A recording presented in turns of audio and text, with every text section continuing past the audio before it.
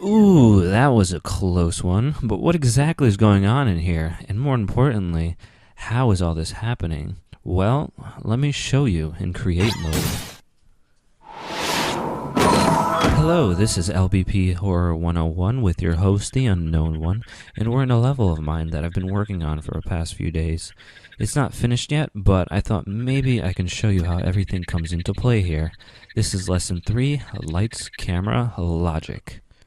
Starting with a quick intro, I have my name and the name of the level in these fancy letters I made with the corner editor. They do a little light show with some slight camera zooming. We start up by exiting Theater 9 with some muffled background music in the main floor, which has a lot of 3D layering. It's not necessary to have this much, but 3D does affect the atmosphere of the level, giving a wide open environment to view. As we cross this point, the camera is shifted to the theater admissions and entrance. A global audio tweaker is activated by a player sensor and fades the music off. Over here we have a ton of wires. I'll explain the reason for that in a moment, but shift your attention to the concession stand. The cashier tells you that everybody suddenly disappears for a while, but the movie doesn't close for another 3 hours. So obviously this isn't something normal and worth checking out. As you make your way downstairs, the lighting darkens and there's still nobody around, but you can see there sure is a hell of a lot of logic down here that might look like a mess, but it's pretty simple to explain. All these pieces of logic are parts of events that happen, like the pictures changing and the strange noises. I mostly use counters, which are activated by player sensors, so an event occurs once you pass by a specific spot a certain number of times. For groups of 4, each player is counted unless you tweak the player sensor to only sense the lead player. Take that into consideration. You can use randomizers instead of counters if you like, but counters give you a better sense of control when creating. I usually use randomizers for flickering lights. So as you explore the lower floor, you are completely oblivious to the fact that you are tripping counters that activate certain events. This one right here is connected to a timer that activates a toggle switch that turns all the lights upstairs off and makes the cashier disappear. The reason it's connected to a timer first instead of just a toggle is because timers will turn on and stay on as opposed to the toggle, which will keep turning on and off the damn lights every time you pass by. Use a timer when you need something to only happen one time. The logic here is fairly simple. If you haven't played all the tutorials on LittleBigPlanet, I strongly recommend that you do so because logic is a must in horror. With that said, let's make things even more complicated, like the events in the ladies' bathroom. Okay, so here we have another mess of logic that can easily be understood when you break it down into 2 separate events. These are 2 counters that activate once you pass by one 3 times and the other 5 times. The one you pass by 3 times activates the flushing noise, a lady crying, and opens this door. It is also linked to this A and D gate along with these 2 player sensors that work together to open this door by deleting this, emitting the door with anti-gravity here, and activates this sequencer playing the sound effects.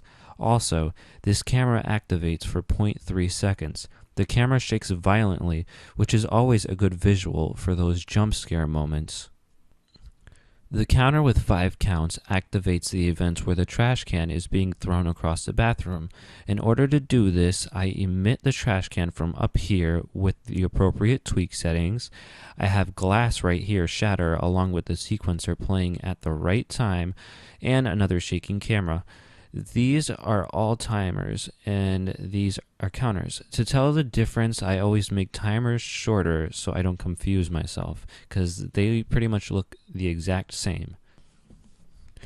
And over here we have the scene with the mirror exploding. The mirror is actually glitch glass material. Just like the bathroom events, we have a sequencer playing the sound effects, a shaky camera, and mirror shards that fly out. The only difference to this timer and player sensor is this activates only if you stare for 5 seconds and then leave.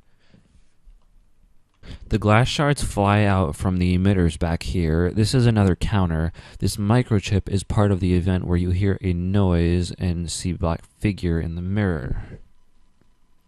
There's a little more to this level, but nothing really worth going over. I plan on redoing and finishing this whole level on LBP3.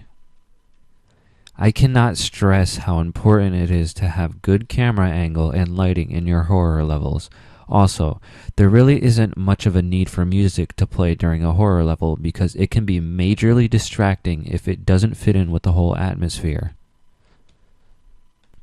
Just remember that silence is golden, but if you have a knack for making creepy-ass ambient music, then by all means drop it in. But again, silence along with the slightest noise can have a really big impact in horror. Unlike platformers, horror levels rely more on the story than the actual gameplay. Yes, gameplay is a huge part of a horror level, but look at my Sackboy.exe levels. The logic is at a minimum in those levels, with the exception of the boss battles.